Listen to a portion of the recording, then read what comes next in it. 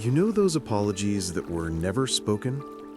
Yeah, life has a drawer full of them, and there isn't a heavier place to store things than there. There are the apologies we should have received, but never did.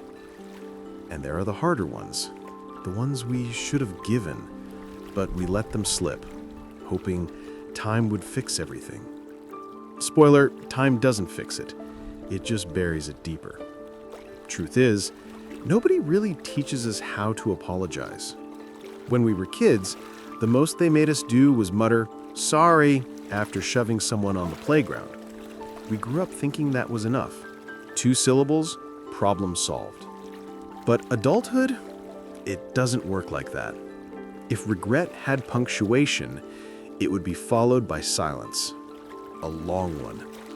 There's an apology stuck in your throat for someone you lost, and only later realized love is never guaranteed. There's the apology for that harsh word on a bad day. You know, the kind that didn't need to turn into a knife. There's the apology for leaving too soon, or staying longer than you should have. And then there's the dust-covered one tucked way back inside.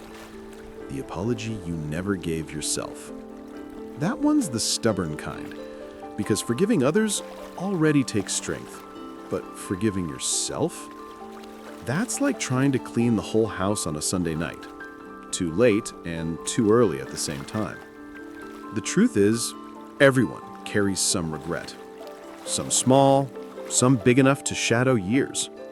And whether we asked for it or not, they teach us things. They teach us to speak slower, to listen before reacting, not to save tomorrow for the hug that could heal today. Old advice, I know, the kind your grandfather would give while fiddling with an old radio, and you'd just shrug it off as nostalgia from someone who's lived too long. Turns out, he was right. So if someone came to mind just now, someone who deserved a sorry and never heard it, maybe today's a good day to try. Or at least to admit life has no manual, and nobody walks away untouched. And if the apology is for yourself, go gentle. One conversation at a time. No rush. You deserve that kind of patience. Because in the end, forgiveness isn't forgetting. Forgiveness is accepting that the past won't return, but tomorrow can still look different. And sometimes, everything begins when we finally say, "I'm sorry."